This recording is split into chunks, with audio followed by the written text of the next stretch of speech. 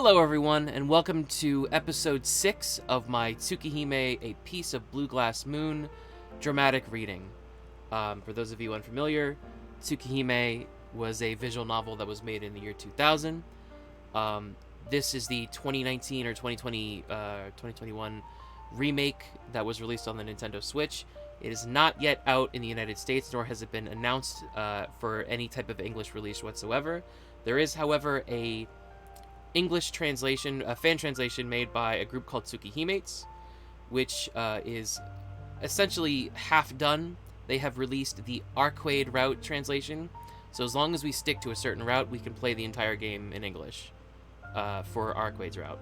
So that's what we're doing. One thing I do that's a little bit different from most like Let's readers or people who do visual novels is that I've studied in acting. So what I do is, if there's any voice acting, I turn the voice acting off, because 99% of visual novels are, if there is voice acting, it's in another language, it's not in English. So what I do is I just take the visual novel and I read it dramatically.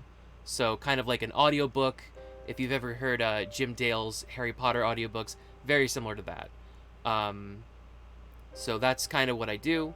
In October of last year, I did starting in October of last year, I did the entirety of the original Tsukihime in this style. That whole read-through is available on YouTube. Over 35 parts, I believe. 80 plus hours of content. We've done a little bit of Umineko on stream. We've done X-Blaze. We've done a little bit of Fate Stay Night, which we'll eventually go back to. We did a little Digimon Survive recently. That was kind of fun.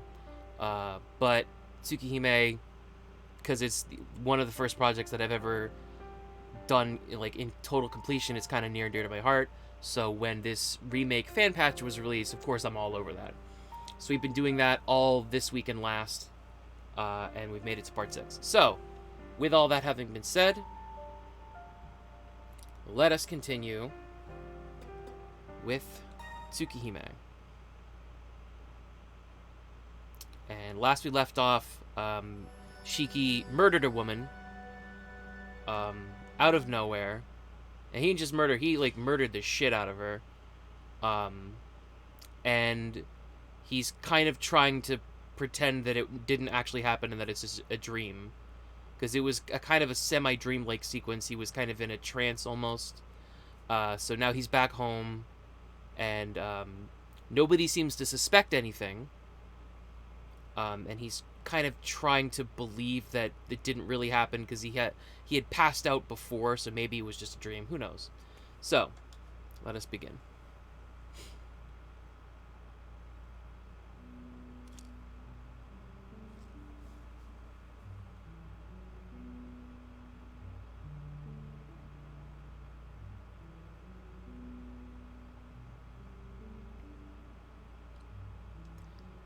I wake up in the gray daylight.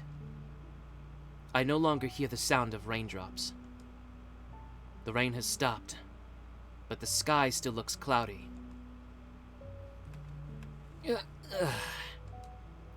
I take a deep breath and prop myself up in bed.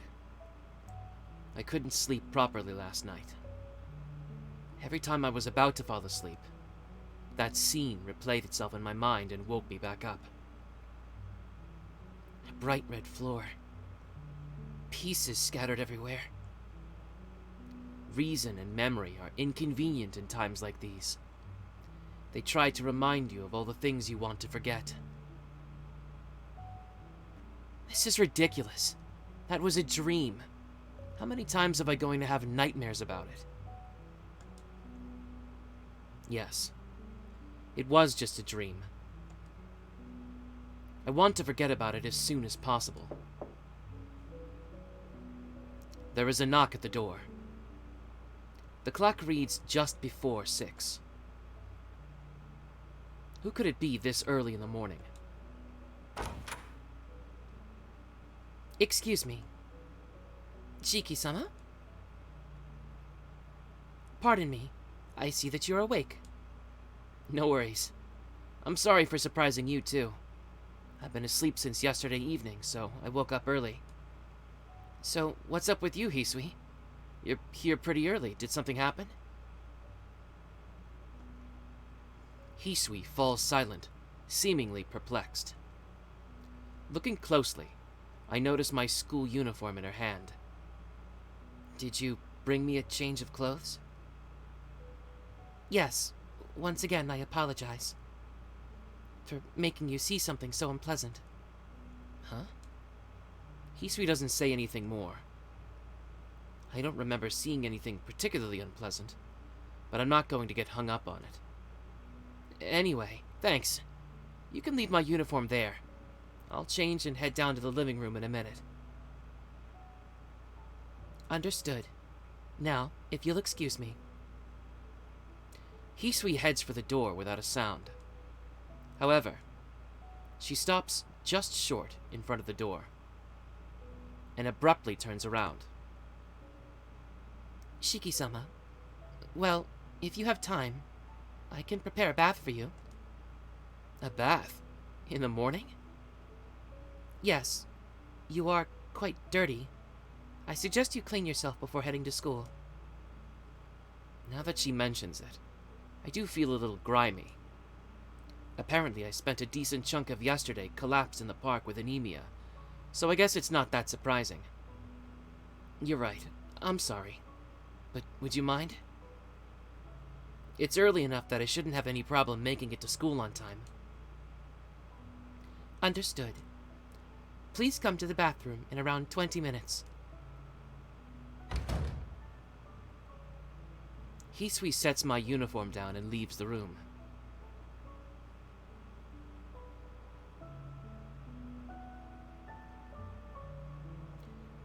The time is still 6 in the morning. I stare up at the ceiling of my room for 20 minutes without doing anything.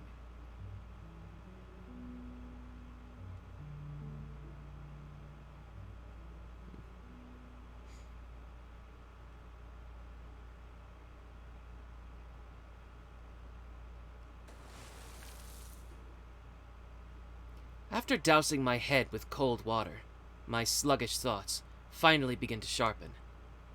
I take a deep breath as the cold water drips through my hair. It really was a disgusting dream. I can't believe I dreamt about killing a woman that I didn't even know. I knew I was worn out from living in this unfamiliar mansion, but if I've already reached the point where I'm seeing dreams like that, it doesn't exactly bode well for my future. That's right. I have to pull myself together. I dump another bucket of cold water over myself and begin to wash. Ouch! The touch of the washcloth is enough to send a stinging pain through my throat. What is this? I look at my neck in the mirror. Weird. My throat is red and swollen.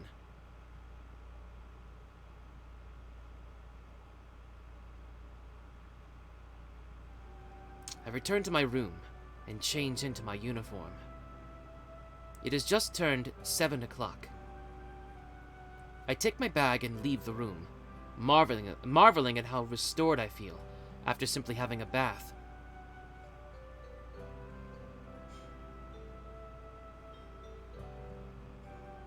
Good morning, Shiki-san. You're up early today. After heading downstairs, I happen to bump into Kohaku-san just as she's leaving the living room. You're also looking somewhat refreshed. Did you just have a bath by any chance? Yes, I actually just got out of the bath a minute ago. I'm impressed, Kohaku-san. How on earth could you tell? It's quite obvious, Shiki-san. Your hair still has your hair is still a bit damp. I have to say you look even cuter when you just had a bath. Faced with her carefree smile, I can't help but look away. Being smiled at right now makes my heart ache. Wait just 1 minute for me, okay? I'll prepare some breakfast for you right away. Huh? Breakfast? In other words, I'm gonna be eating something. The most trivial words remind me of the color of blood. This morning, I have even less of an appetite than usual. Let's see. Would you like a Western breakfast this morning? Sure. To be honest, I don't really mind either way. Breakfast. The bath was so nice I forgot all about it. Is that so? You didn't eat last night either. I was musing to Hisui-chan earlier that maybe it was the grumbling of your stomach that woke you up. No, I simply slept too much. I've been a light eater since I was a kid. There have been plenty of times where I skipped 1 or even 2 meals in a row. Now look at you. Excuse me. Now that I look at you, you do have a nice lean body. Are you a vegetarian by any chance? I'm not fussy about that sort of thing. Though now that you mention it, I think I only ate vegetables at the Arima house. After I'd left the hospital, the doctor warned me to avoid any hard-to-digest foods, but I actually ended up steering clear of meat for other reasons. Probably because it reminds me of the death of a living creature. I see. So you don't have any specific preferences? In that case, it sounds like I don't need to worry about anything while preparing your meal. Alright, I'll whip up something for you right away, so please wait in the living room. Kohaku-san spins around and starts scurrying back toward the living room. But I can't bring myself to swallow anything right now. Oh, no need, Kohaku-san. I don't have much of an appetite today, so I'll just head straight to school. If you could relay that to Akiha as well, I'd appreciate it. With that, I turn and head for the front door. However, as soon as I do, someone grabs a hold of my arm tightly. Shiki-san! This is unexpected. Kohaku-san seems angry. What are you talking about? Shiki-san, did you look in the mirror this morning? Well, I saw myself in one in the bathroom. You're lying. If you'd so much as caught a glimpse of your face, you wouldn't be saying anything like that. Looks like Kohaku-san is seriously angry. Thinking back on it, when I saw my face in the bathroom, it wasn't just pale. It was positively ashen. Come on, it's not that bad. My complexion has always been a little on the pale side, so I might look a little off-color compared to some people, but... No, you won't grow if you don't eat breakfast. If you don't have much of an appetite, I'll prepare you something easy to digest, so please, make your way to the dining room. Keeping a firm grip on my arm, Kohaku-san starts frog-marching me toward the dining room. It doesn't look like I have much of a choice. I'm seriously unenthusiastic about this, but I'll accept her kind offer. Excuse me.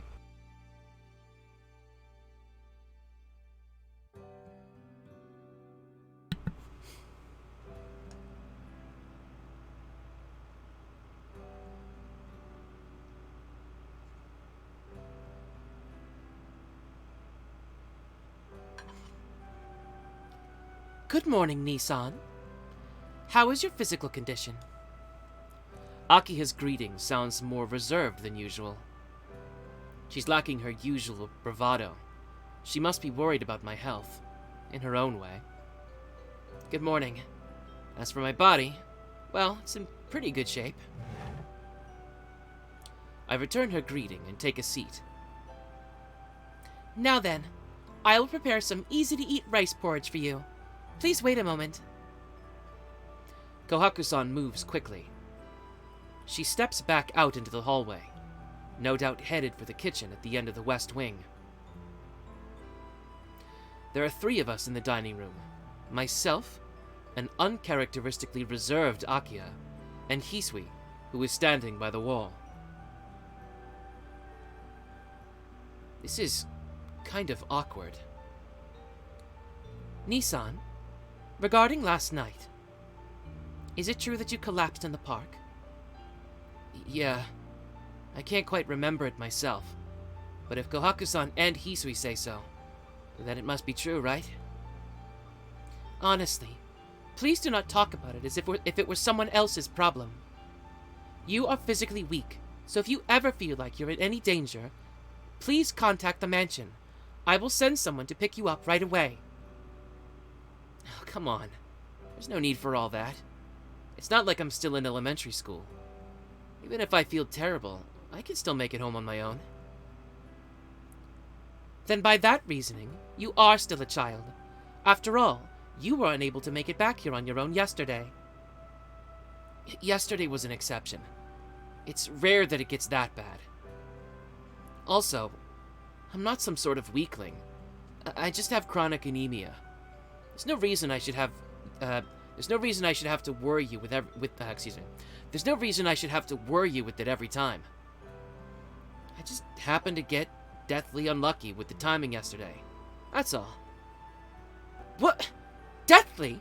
Please do not use such words lightly. You are talking about your own body, are you not? You only just returned to the mansion. What am I supposed to do if you were to die? Akiha is seriously ticked off. I'm surprised to see her this uncompromisingly angry.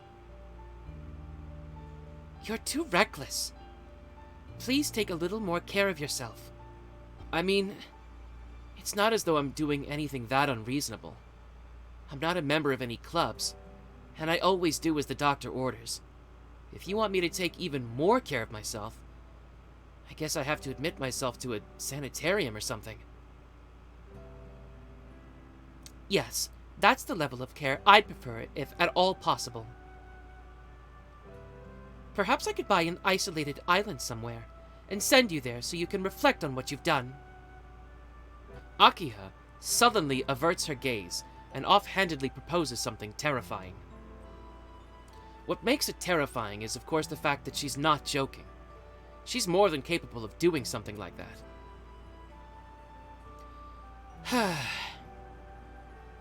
Fine. Nothing happened this time, so I will drop the matter. But there will not be a next time, Nissan. Having spoken her mind, it appears that Akiha is finished with her outburst.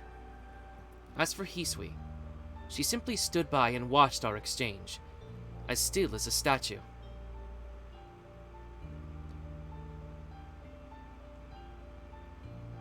This silence is awkward. It looks like we still have some time before we can eat, so I'll... Akiha, Kohaku, or the mansion. Well, I feel bad about making Akiha angry, so let's see if we can fix that. Oh, by the way, if I remember correctly, you still attend Asagami Private Girls Academy, don't you? Yes. That is because Asagami Private Girls Academy provides a direct pathway from middle school to university. Asagami Private Girls Academy is a school for young ladies in the next prefecture over. The school was originally a missionary school founded in the early Meiji era, but now it's just a school that retains its original name. In the Showa era, the school was on the verge of closing due to financial difficulties, but was blessed with new supporters and is still in operation. It's a boarding school, right? I was wondering why you commute from there. The principal of Asagami and father were close friends, so he was able to accommodate my selfish request. He said that if circumstances required it, I was permitted to commute to school from home. Well, no, that's not what I'm asking. You were living in the dormitory until father passed away, right? What I want to know is why you've started commuting back and forth to the mansion. Isn't it almost an hour's drive? Well... Stumbling over her words, Akiha averts her gaze. Shiki-sama, Akiha-sama has long been accustomed to spending half of each week at the mansion. As such, it is not particularly unusual for her to travel to school from here. I didn't know that. Still, why split your time? It was father's wish that I spend half of the week here in the mansion. Ah, I understand now.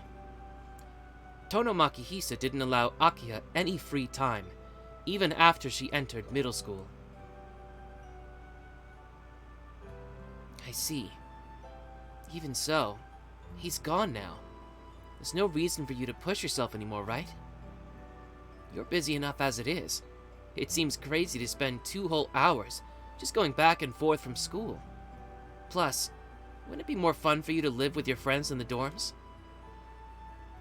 Yes. If only I could. Unfortunately, I have responsibilities I must attend to.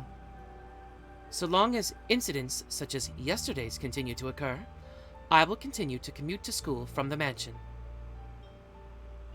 Incidents such as yesterday's?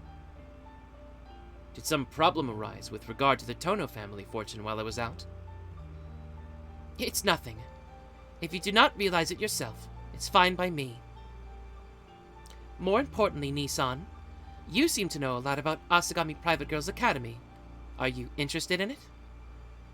I would have thought that it's a world to which men have no connection. Well, I do know a little bit about it. It's the school you attend, after all. What? I asked Keiko about it when you entered middle school. She told me you'd been enrolled into Asagami Private Girls Academy. That's why I know a little. I just thought it wouldn't hurt to know what kind of school my sister went to. It's easy to find information nowadays thanks to the internet. I haven't actually been there, obviously. I see. My apologies. I was just thinking. Yeah. Due to the nature of Asagami Private Girls Academy, there are many beautiful students and noble ladies. Supposedly, the invitation ticket for relatives, which allows non-students entry to the cultural festival, is worth its weight in gold. I have Arihiko to thank for all of this trivial information.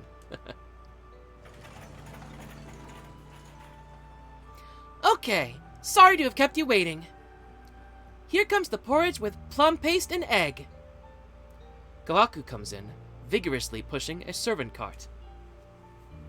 So much for chatting.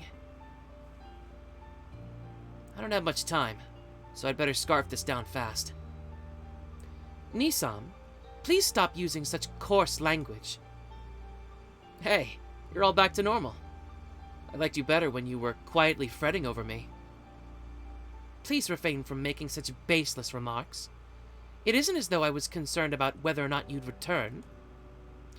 Akiha looks away haughtily. As I watch her charming display, I thank Kohaku-san for the porridge.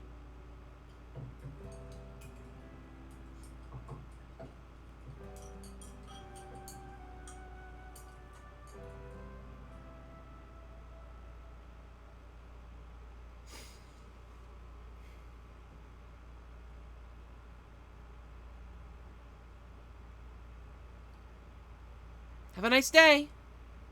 As usual. Oh, I thought that was Kohaku. Hisui sees me off as I leave the main gate. Except this time, Hisui stares at me, then takes a small breath as if to muster up enough courage to continue speaking. Shiki-sama, what happened yesterday?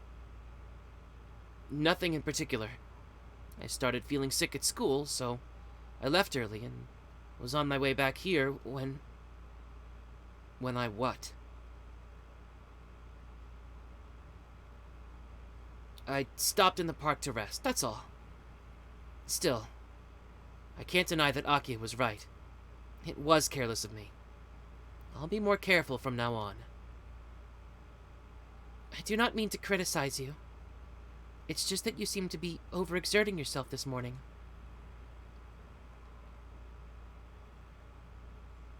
Please take care on the road. Hisui must have considered saying even those few words to be overstepping her bounds.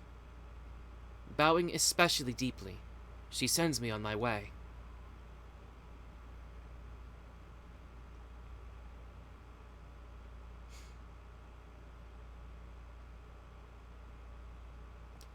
As I approach the school, I see more and more people wearing school uniforms. The time is 7:45.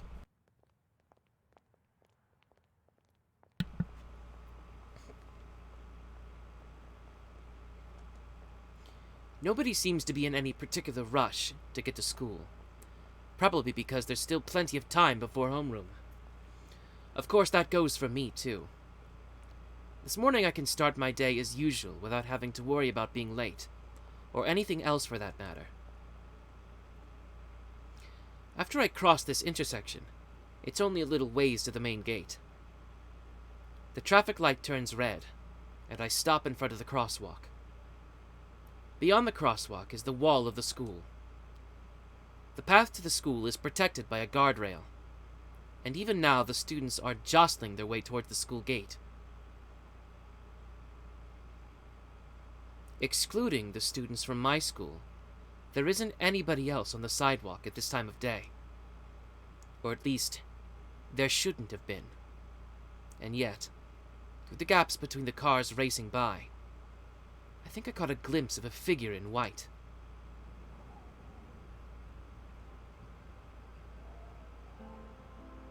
What? Over there was a woman. An unmistakable white figure. Golden hair that reminds me of the sunlight.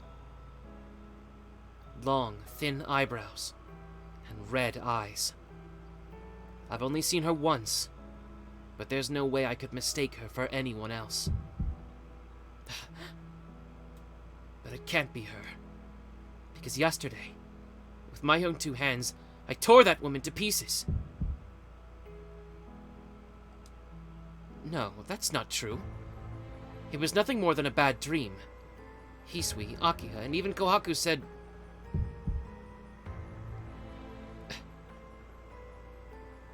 They didn't say anything of the sort. I'd just been desperate to believe that they had. Which means that that wasn't a dream, it was real. I killed her. I killed her. I killed her. I definitely killed her, there's no doubt about it.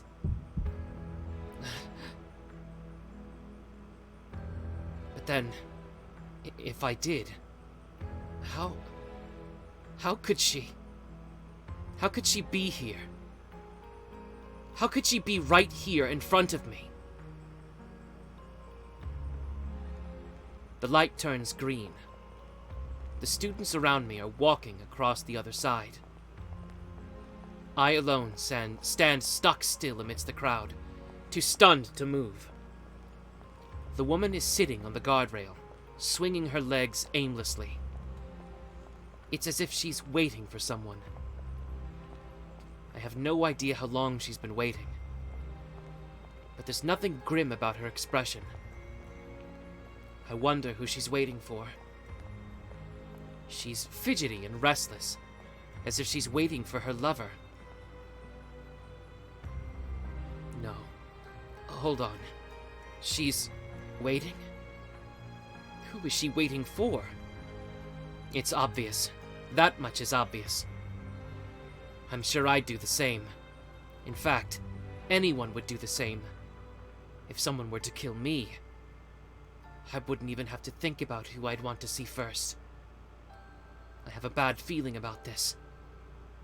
A shiver runs down my spine, like a centipede crawling on my back. It feels like my spine's about to burst out of my mouth. The woman in white looks at me. Our gazes meet. Our thoughts align. It all makes perfect sense. No, it's just a coincidence. It has to be a coincidence. I've never come into contact with this woman. I have no connection to her.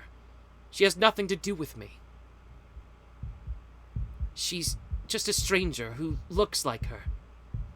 She must be waiting for someone else. If she isn't, then I'm living in a nightmare.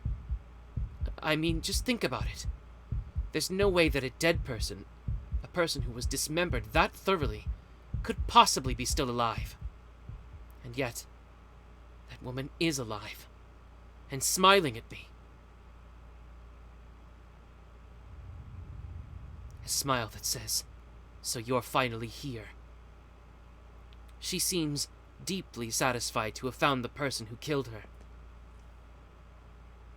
The woman smiles warmly and waves at me, then stands up from the guardrail. She starts walking over to where I stand frozen in place, her hair fluttering softly. What the hell is going on? This is a bad dream. The light turns red. Don't come. Don't come. Don't come! The woman walks straight across the road, not seeming to care about the cars racing by. She's barely 3 meters away now. I don't know if this is a dream, or if it's really happening. I told you not to come any closer! No matter how loud I shout, the reality in front of me remains the same. So I just run away from the woman in white. I run. I run as fast as I can, without any regard for shame or appearances. I keep running as fast as I can along the asphalt road, knocking other pedestrians out of my way. My breathing is ragged and my heart is pounding in agony. Even so, I run. My facial expression is locked into a grimace. My vision is distorted by tears. My throat is burning. My lungs are shriveling up. The muscles in my hands are trembling so violently that they feel as though they're about to rip themselves apart. My legs have forgotten how to move and are just kicking hazardly at the ground. With each step I take, a numbing pain shoots through my thigh. But that's okay. I don't care if my legs get torn off, because if I don't run, I'll go crazy. I look behind me. The woman in white is walking toward me. She's definitely following me. The woman I killed is chasing me. That itself is more than enough reason for my frenzy. My heart feels like it's about to explode, but I ignore it and keep on running. When I look behind me, she's still there. She's chasing me with footsteps as light as a feather. My head is tilted back. My arms are limp. I lost all feeling in my legs a long time ago. So why is it, if I'm running as fast as I possibly can, that I can't shake off a person walking that slowly? I'm breathing even harder. I've been running at full tilt for who knows how many kilometers now. Yet when I look back, I can still see her walking toward me. She's walking calmly, as though just out for a stroll, but she's still matching my pace perfectly. She's like a ghost, burned into a rearview mirror.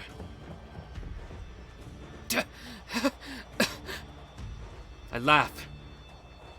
Even though there's nothing funny about this situation, even as I laugh, I keep on running.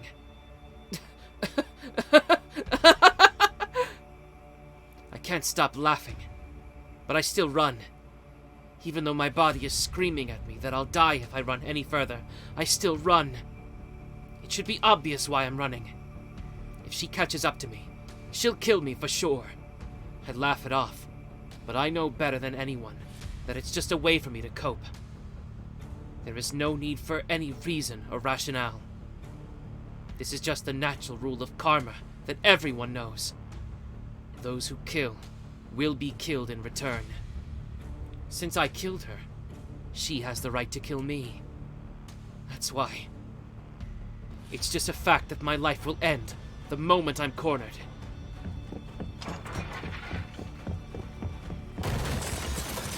Ah! I collapse onto the ground in a heap. It's not that I tripped so much as I couldn't force my limbs to take even one more step, and just came crashing down.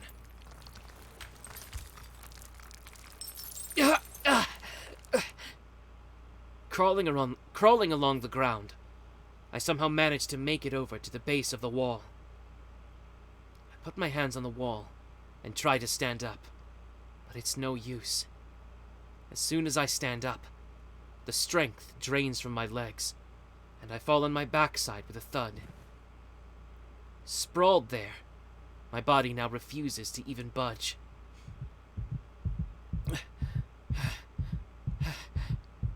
I tilt my head back and breathe in. I'm in agony. I don't have enough oxygen at all. As a result, My brain isn't ticking over properly. I can't even make sense of what I'm doing. I don't know why I'm doing this. Why? Why? Why is the woman that I killed still alive? I killed that woman. I killed her completely and utterly. So then how? How could she be waiting for me in front of the school with a smile on her face? I could have sworn I killed you. That's right. I killed her. I killed her. I killed her!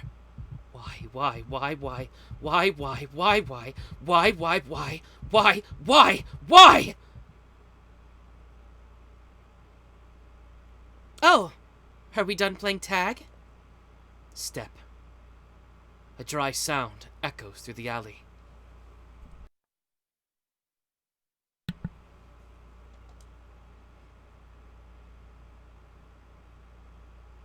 The woman that pursued me with floating footsteps shrugs her shoulders in disappointment, turns to me as I lean slumped against the wall and says, Hello. Thank you so much for your hospitality yesterday. She gives me a big carefree smile. I feel like I'm going crazy. I don't know why she's making that face. Still smiling, the woman brazenly strolls onto the dead-end alleyway. Also, here, you forgot this. It'd be a problem for you if you left something behind that could be used as evidence, right? She lobs a black object my way. It's my bag. I hadn't even realized that I'd lost it. No, wait. What did she just say? Evidence? Evidence of what exactly? No. Run! Run! With escape on my mind as I manage to move to my feet. There's a concrete wall behind me, so I can't retreat any further. I thought we were done playing tag. This alley's a dead end after all. Plus, there's nobody around, so there's no need for you to worry about anyone getting in the way. The woman keeps smiling, as though delighted by all this. Dead-end alleyway. No one around. I frantically cast my eyes around my surroundings, and am disgusted by my own stupidity. Fleeing to a place like this is like asking to be killed. It took me a long time. 18 hours later, I finally caught you. I hear a tap as the woman takes another step into the alleyway. You're... What? You're definitely... Yeah, I'm the woman you killed yesterday. I'm glad you remember me. It was a reply I didn't want to hear, regardless of whether or not it was a lie or the truth. Don't be ridiculous! A person who's dead can't possibly be alive! Sure, but I don't see what you're so surprised about. I was killed, but I just came back to life again afterward.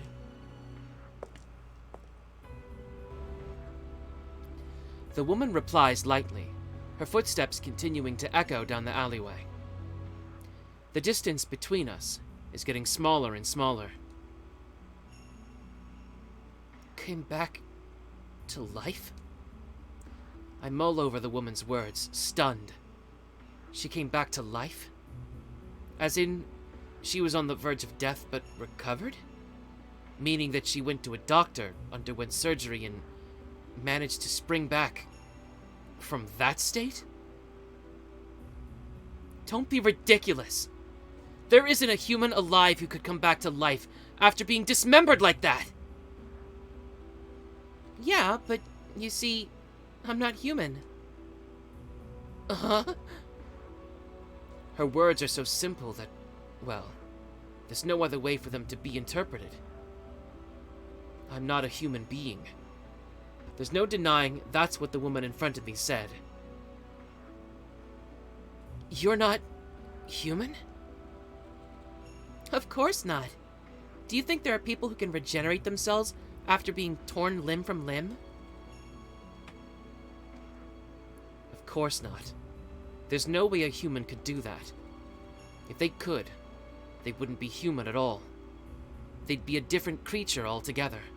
One that only looks like a person. Even after you kill them, they come back to life. Even if you strangle them, they don't care. Even if you tear them apart, they'll knit themselves back together and start moving again. They take the form of a human, but they can hardly be called human. That seems to be the true form of the woman in front of me. I try to laugh, but my throat is so parched and stiff that I can't even laugh properly. What are you talking about? If this is a joke, it's in poor taste. But this is all far too much of a coincidence for me to write it off as a joke. I mean, it all fits. If this woman isn't human, then it isn't so far-fetched that she could still be alive after I've killed her.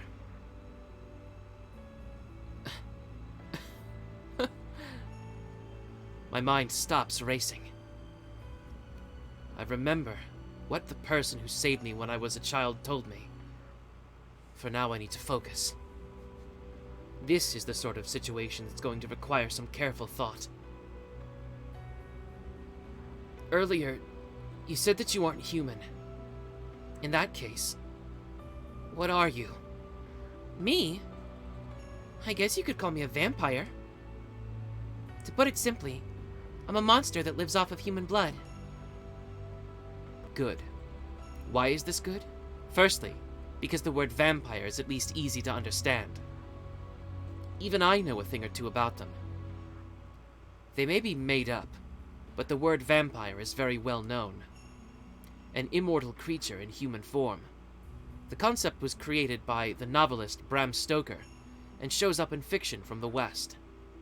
Secondly, and most importantly, the name alone gives you an idea of what they are. A blood-sucking demon. If she's referring to herself as a demon, then it obviously follows that she's not human. I see. So, you're a vampire. It's so patently absurd that I almost burst out laughing. Even though I'm going to be killed right after this, I feel a little more at ease. I guess I've reached the point where I just don't care anymore. As I lie here in a heap, having completely abandoned myself to fate, the woman looks down at me with a satisfied expression on her face. Hold on. I thought the general consensus was that vampires can't be out and about during the day. Well, I guess I have other things I should be worrying about right now. So, what does a monster like you want from me? Giving in to despair, I spill out those words. For some reason, the woman backs away. Only for a moment, though. The next instant, she folds her hands in front of her chest and starts scowling sullenly at me. I'm shocked. Did you already forget what you did to me yesterday? You dismembered me, a complete stranger, the moment you laid eyes on me. And yet, here you are, asking me what I want to do with you, like you're totally used to this kind of thing. The woman isn't really angry so much as astonished. Though, I have to say I feel the same way right about now. I mean, the woman I killed with my own 2 hands is complaining to me about how I dared to kill her. Hey, are you listening, you homicidal maniac? Yeah, I'm listening. Just trying to wrap my head around the fact that I've had some pretty bad luck. I'm sorry, but I need you to shut up for a second. I say that, but I really just want to lash out at something. If I don't, I might go so far as to commit suicide. After all this time, It finally sinks in just how bad my luck really is. I ran across a woman who I suddenly felt like killing for no reason. Then I let my impulses get the better of me and actually killed her. After that, my memories were a bit hazy, so I wrote it off as a dream. Except not only did it really happen, but to top it all off, the person I killed isn't even human. I've always thought of myself as a misfit, as damaged goods, but compared to this situation, I'm downright normal.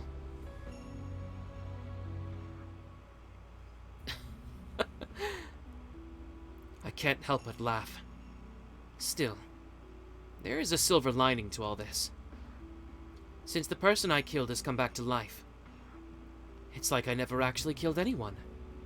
Well, I guess the act of killing still remains, but she's alive at least. I think that alone is something to be happy about. Yeah, in that case, I can do this. Tohno Shiki can go back to his normal life from before. Sure, I'm being hunted down by some monster, but I'll take that over being a murderer any day.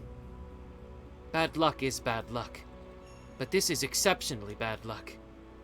If this whole ridiculous story is true, then I'm not the one who's crazy. Or I'm not the only one who's crazy. Okay, I've calmed down. You have something to say, don't you? Go ahead and get whatever complaints or grudges you may have off your chest. Well, yeah, there's a lot I want to say, but you're a strange one. You're face to face with a vampire. What's with the attitude? Sorry. I'm pretty riled up right now. If I don't act this way, there's a good chance I'll kill myself instead. If you're going to kill me, then do it already. I've been dealing with this abnormal body for 7 years. No matter how horrible an event is, if it happens right in front of my eyes, I'm more than able to accept it as reality. That said, never in my wildest dreams could I have imagined a case like this. The woman stares at me. Her gaze is sharp, but there's no hostility in it. This is weird. I feel like most people would agree that if you get hit, you hit back. Shouldn't this woman be itching to kill me? Why are you staring at me? Aren't you here to get revenge? Then... You're right. If someone kills you, then you're doing things by the book. Excuse me. Then if you're doing things by the book, you should kill them right back. If that's what you want, I'll do it, but I'd rather pass for now. The costs and benefits wouldn't really balance out. The woman stares me dead in the eye. Hey, do you regret what you did? Huh? I just stare vacantly at her for a moment, stunned. What she just said sounded like a complete non sequitur. I'm asking you if you feel any remorse about killing me. If you did, I was thinking I might actually forgive you for it. I get the feeling you aren't a very good liar for a human. You're asking if I feel remorse? Yeah. If you say you're sorry, then I'll just consider that the end of it.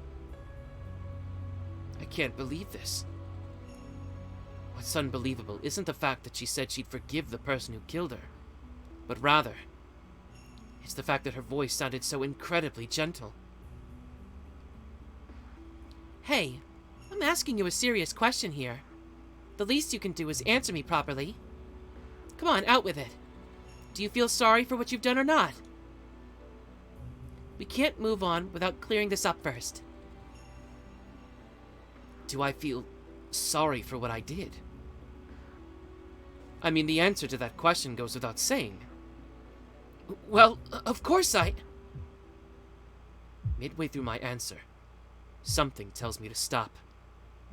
I mustn't finish that sentence.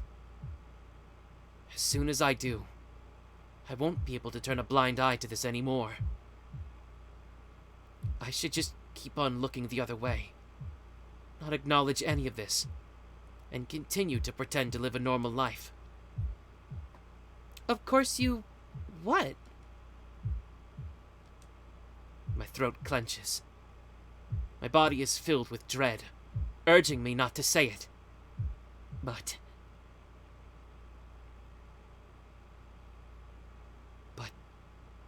I can't run away. This is something I must not run away from. Someone who believed in me taught me that. They told me what to do if I wanted to live a normal life. The sins I've committed. The acts that I've performed. If there's one thing I must never do, it's to look away from these. Yeah, I regret it. I've killed someone after all. There's no escaping that fact. I confess. It's though it's being wrung out of me.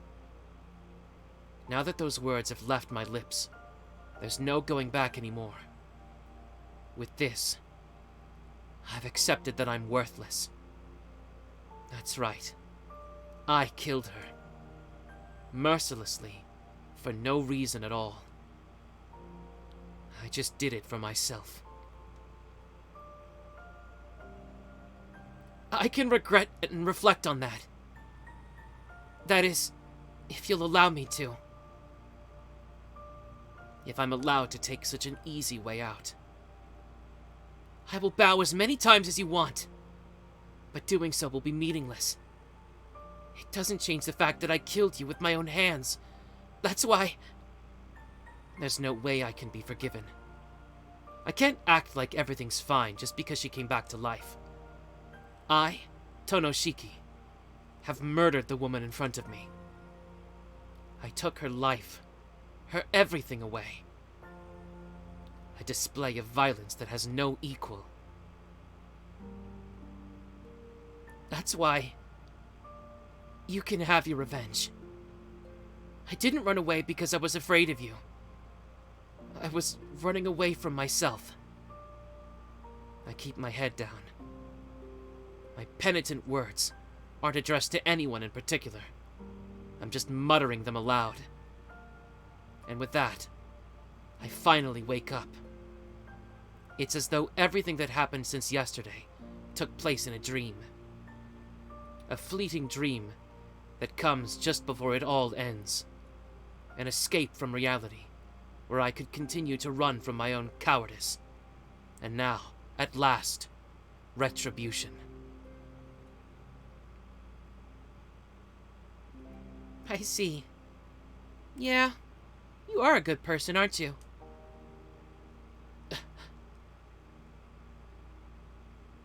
I look up, surprised.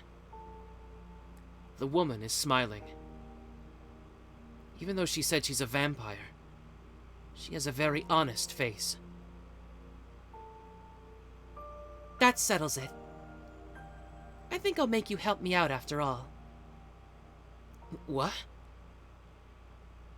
She smiles at me again, but it feels like this time there's something meaningful behind her smile. Help. Help her? Hey, what did you mean, help? You know, like a quid pro quo for me forgiving you. I thought I might have you help me get rid of the vampire that's infiltrated the city. Wait. I'm only getting more and more confused. Hold on. This is in exchange for your forgiveness? Are you really gonna forgive me just like that? Also, back up for a second. What do you mean, get rid of the vampire? Aren't you a vampire yourself? Oh, no. It's not what you're thinking. I am a vampire, but a totally different type than the one that's taken root in this city. You live in this city, right? Then you must know about the recent murders. Well, yeah. The familiar words cool down my confused mind. It's strange, but the crazy story of the serial killings feels way more real than the current situation. Yeah, I know about them. The serial killings, right? Quite a lot of people have already been killed, and all the victims were found drained of their blood. As soon as I say that, I realize what she's getting at. So that means... Right. That's the vampire I was talking about. You keep telling me to kill you, but they're the only person I have it out for right now. Wouldn't you say that this serial killer is your enemy too? My thoughts are racing as I try to make sense of this new information. I understand the context. I understand what she's saying. But my abilities to reason through this have just been left in the dust. Humans are honestly just so inefficient. I really don't understand them at all. You're all going around saying, this is the work of a vampire, but nobody's actually doing anything to exterminate them. You're like squirrels that won't run away even though the forest is on fire.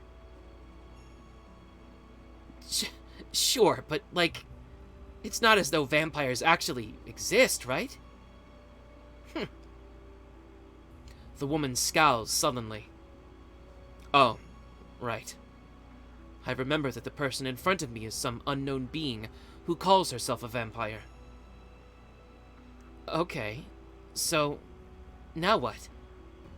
You're gonna get rid of the vampire behind the murders that have been happening in this city for us? And are you saying I'm supposed to help you with that?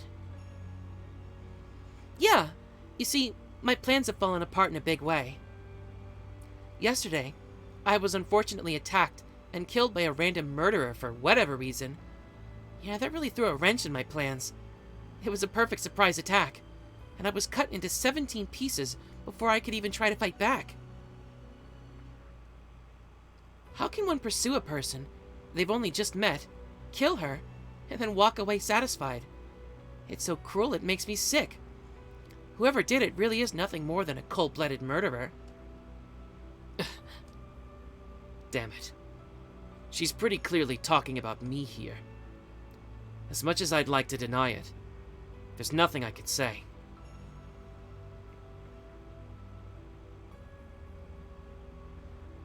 I'll have you know before I finished reviving, I was really planning on killing you.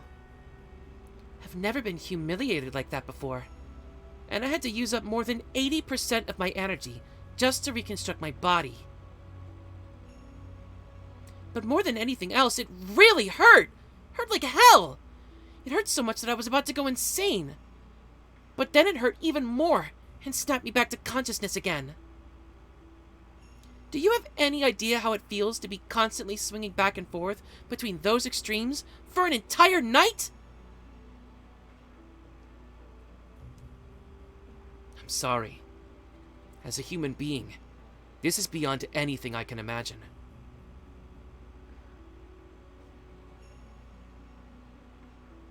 And then, I began to hate you so much that I searched for you. I got so mad that I even neglected my original goal, which was to find that vampire. It was only a couple of hours ago that I found out from the municipal records that your clothes belonged to that school. I had originally planned on waiting until nightfall to catch you, but I just couldn't wait any longer. That's why I decided to wait for you back there instead. I see. So that's why she was waiting for me in front of the school. I'm sure that after experiencing that much pain, she must have been dying to kill me. But I don't get it. If you hated me so much, why are you willing to forgive me now? I wonder. I guess the long and short of it is I cooled off over time. Or something. I've also used up a bunch of my power, so I figured instead of mindlessly killing you, it might be more efficient to have you be my meat shield. Hey, didn't you just say something really awful? Huh? Did I really say something like that? You just said something about using people as shields. A particular kind of shield, too. What? I mean, isn't it natural that I would? I've forgiven you, sure, but only insofar as it concerns my own personal feelings. You still need to atone for the murder you committed, with deeds rather than words, don't you think? I mean, that's true, but... I was expecting to be killed in revenge, but becoming someone's shield is something else entirely. Well, I can't really put into words why they're different, but I still have a bad feeling about it either way. I really can't tell whether you're an honest person or not. In case you forgot, you were the one who killed me, remember? I know it may be hard to imagine, but it takes a lot of energy to come back to life after dying. It wouldn't have mattered if you merely killed me, but the way you cut me was like nothing I'd ever seen before. Since I couldn't piece my body back together again, I had no choice but to make a new one from scratch. As a result, I had to use practically all of my strength just to come back to life. The woman is so angry that she's positively fuming. Her anger from last night, forgotten until now, seems to have rekindled itself while she was rambling. All that to say, I'm weak right now. I'll probably be back to normal in 2 days' time, but if I get attacked before then, it's game over for me. That's why I'm going to have you act as my shield in the meantime. No, you can't just go ahead and decide to make me your shield. It's your fault that I'm in this situation, so you should at least do that much, right? Or are you saying you don't actually regret anything after all? The woman stares straight into my eyes. That's not fair. Don't look at me like that before I've had a chance to repent or say that I deserve it. If you're going to call yourself a monster like a vampire, at least stop condemning me with those pure eyes. Are you serious? I try to steady my wavering heart. I want to repent and atone for what I've done. But my heart is frantically telling me that to cooperate with this person would be a mistake as a human being. Struggling with how to reply, I raise my head.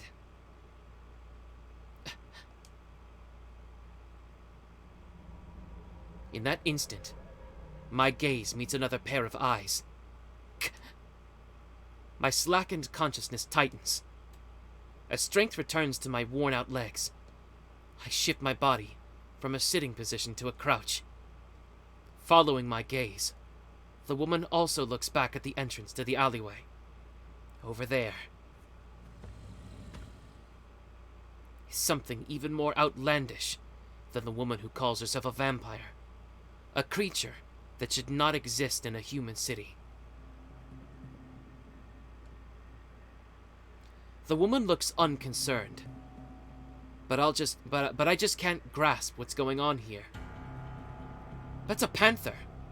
That much I can tell. It's an animal even a child would recognize. Except normally, you'd only see one in a cage or in a picture book. I'm experiencing firsthand how terrifying it is to face one without any walls separating us. Thin, strong limbs. Muscles as supple as rubber, but as strong as steel. This creature is vastly different from a human being. A form that has been tailored to the task of hunting prey and nothing else. Ancestral memories that should have been long forgotten creep back into my mind.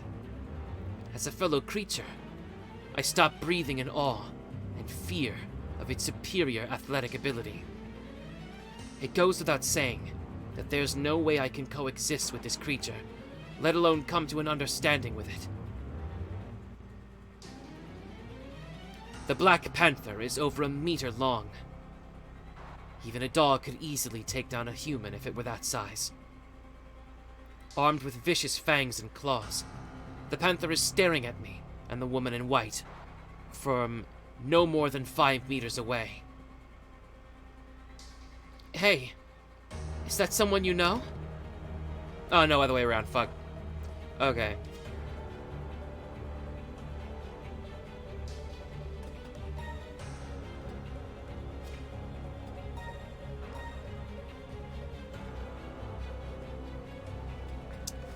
we are going to stop here because my brain is mush. I should have not scheduled it this way. I had 3 days off in a row, so I was like, oh, I'll stream 3 days in a row. But I shouldn't have done 3 live readings in a row. That was a fucking mistake. I am so burnt out. Holy moly. I'm really surprised at myself.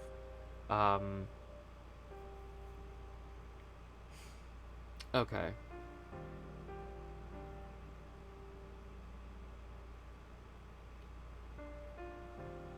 Ugh. That sucks. Okay, so thoughts so far. This is aggressively similar to the original story. So, like, there's really not much I can comment on that I haven't already commented on in the previous playthrough. Other than to say that I think there were a couple extra lines that kind of make it feel a little more tied together. Shiki's confession seemed a little more earnest. And, like, modern in terms of its pacing, which I liked. I, again, like that they're kind of incorporating technology, like modern technology, into the older story to kind of, like, add little flourishes here and there, like, on the technical side of it. And I'm curious about this panther, because it was my understanding that Nervinsker Chaos is not in the game. It's my understanding that he's been basically replaced by Vlav Archangel, which is a character from Melty Blood, or I guess a character from Tsukihime Remake, technically.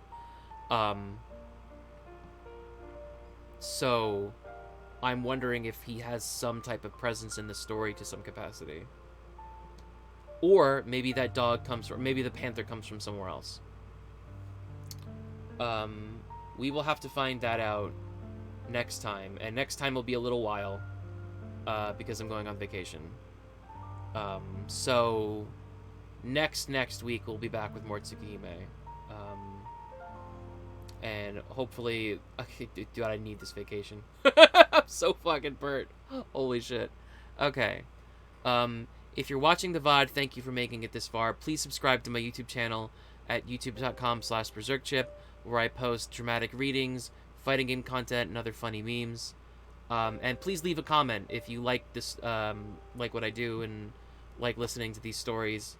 Let me know, and let me know what you thought was funny or interesting or whatever. Follow me at Twitch at twitch.com/BerserkChip. That's BerserkChip with 2 P's because I forgot the password to my previous account, where I stream these live and you can come into the chat and say hi. I always appreciate that. Follow me on Twitter at twitter.com/BerserkChip. Where I post schedule updates for my streams, highlights from previous streams, fighting game combos, and other funny memes. And follow me on TikTok, I guess, because I just made one earlier today. Thank you, everybody, for watching, and we will see you next time.